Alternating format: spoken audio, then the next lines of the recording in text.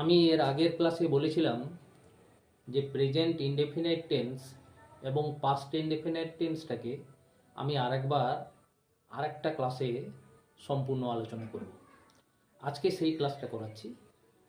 তোমরা খাতা কলম নিয়ে বসবে এবং লিখে ফেলবে যা যা বলছি বা যা যা আমি ব্ল্যাকবোর্ডে লিখছি বা লেখা আছে সেগুলো দিলে দেখবে অতি সহজেই এই টেন্সটাকে রপ্ত করতে পারবে, এই দুটো টেন্স। প্রথমে বলি প্রেজেন্ট ইনডেফিনাইট টেন্স। এই প্রেজেন্ট ইনডেফিনাইট টেন্স কখন হয়? একটি বাংলা বাক্য থেকে আমরা কি করে বুঝব? না, বর্তমানকালের কোনো সাধারণ ঘটনা বুঝাবে। যেরকম আমি স্কুলে যাই, পাখিটি আকাশে উড়ে, এই ধরনের বাক্য হলে প্রেজেন্ট ইনডেফিনাইট টেন্স হয়। আবার ইংরেজি বাক্য সেই রকম, যে I go to school, the bird flies in the sky, he goes to school, we eat rice. এইগুলো হচ্ছে simple action of the present tense. এইটা হবে প্রেজেন্ট ইনডেফিনাইট টেন্স। এর গঠনটা কেমন হবে? আগে সাবজেক্ট বসবে, তারপরে V1 ভার্বের প্রেজেন্ট ফর্ম হবে, অবজেক্ট বসবে, আদার্স বসবে, মানে আর যা কিছু থাকবে। এবারে আমরা উদাহরণ কীরকম বলতে পারি, যে আই গো টু স্কুল, আমি স্কুলে যাই। এইবারে এইখানটায় দেখো ডু এসে গেছে। কি করে, কেন এসছে সেটা আমাদেরকে বুঝতে হবে।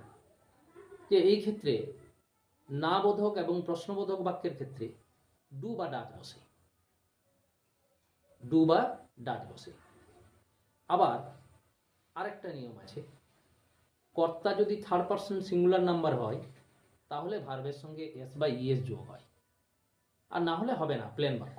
যেরকম আই গো টু স্কুল, কিন্তু হি গোজ টু স্কুল। হিটা হচ্ছে কর্তা, এই কর্তা থার্ড পারসন সিঙ্গুলার নাম্বার, সেই জন্য ইএস বসে গো এর সঙ্গে ইএস বসলো এবং গোজ হলো।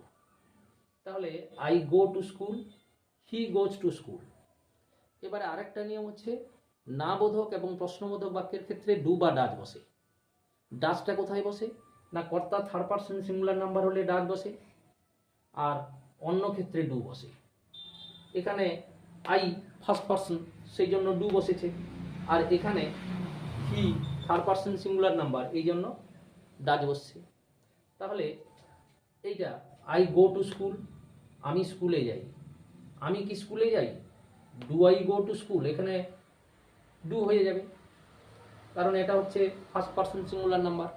কিন্তু আমার নিয়ম হচ্ছে থার্ড পারসন সিঙ্গুলার নাম্বার হলে ভার্বের সঙ্গে এস বা ইএস হয়, আবার ডাজ হয়। তাহলে এখানে ডাজ হচ্ছে, এইটা কর্তা থার্ড পারসন সিঙ্গুলার নাম্বার বলে এখানে প্রশ্নবোধক বাক্যের ক্ষেত্রে ডাজ বসেছে, এখানে না বোধক বাক্যের ক্ষেত্রে ডাজ বসেছে, আর এখানে ডাজ না বসে ডু বসেছে। তাহলে আমি কি স্কুলে যাই? Do I go to school? আমি স্কুলে যাই না, I do not go to school. আর আমি কি স্কুলে যাই না? Do I not go to school. আবার সে স্কুলে যায়, he goes to school. Does he go to school? সে কি স্কুলে যায়? তাহলে যখন আমরা ডাজ বসাচ্ছি তখন মূল ভার্বের সঙ্গে আর ইএস যোগ থাকছে না, সেটা কিন্তু V1 প্লেন হয়ে যাবে। সে স্কুলে যায় না, he does not go to school. সে কি স্কুলে যায় না? Does he not go to school. এইভাবে বাক্যগুলো বানাতে হবে। যেরকম আরেকটা উদাহরণ আমি বলতে পারি,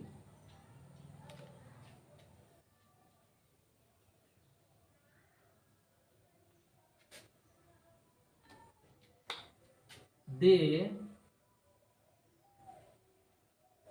ইট রাইস। দে ইট রাইস, দে ইট রাইস মানে কি? তারা ভাত খায়। তারা কি ভাত খায়? কি হবে? এখানে ডু না does?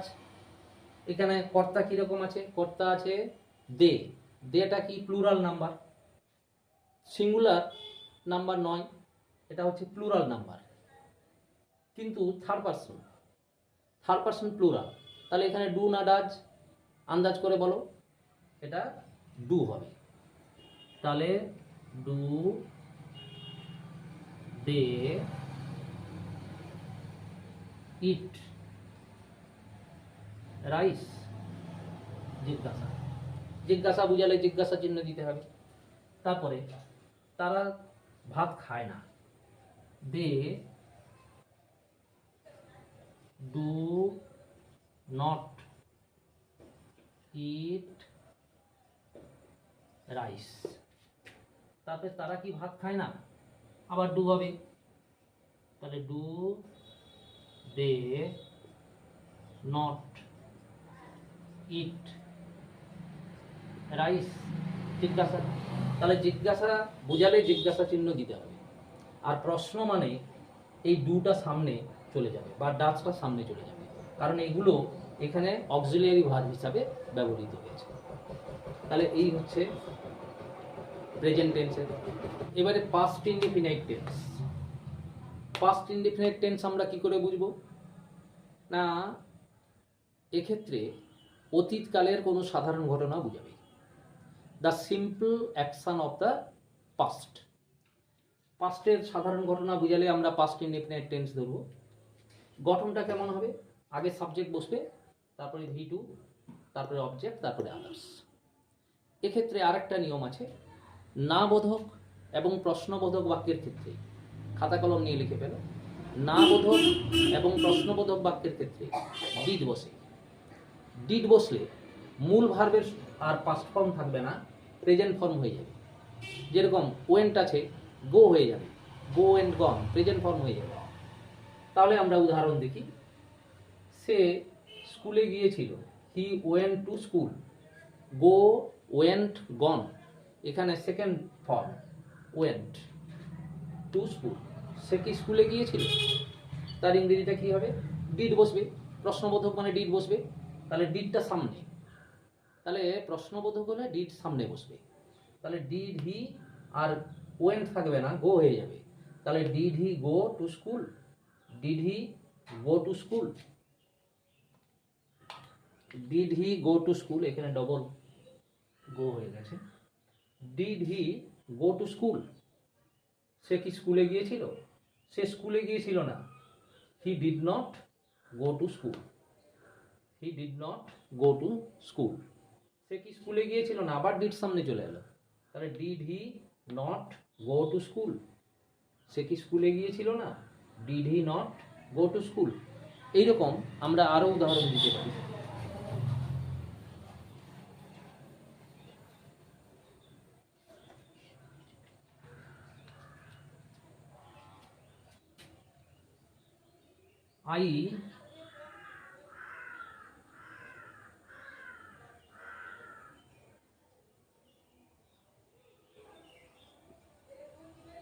I played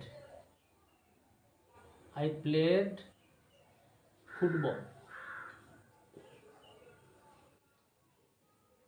I played football. তাহলে প্লে থেকে পাস্ট ফর্ম হচ্ছে played, play, play, played, played. এটা হচ্ছে V1, এটা V2, এটা হচ্ছে V3, দুটো সমান, V2 V3 সমান V3।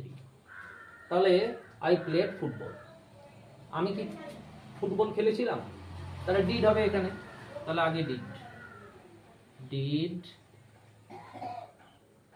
আই প্লে, তখন হয়ে যাবে play, did I play football.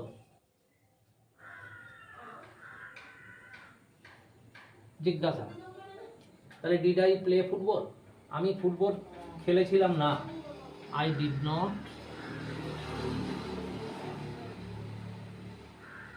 Play football. আমি কি ফুটবল খেলেছিলাম না, আবার ডিড সামনে, did I not play football. জিজ্ঞাসা, তাহলে জিজ্ঞাসা বোঝালে জিজ্ঞাসা দিতে হবে। তাহলে এইভাবে আরো প্র্যাকটিস করবে, দিলে দেখবে মনে থাকবে।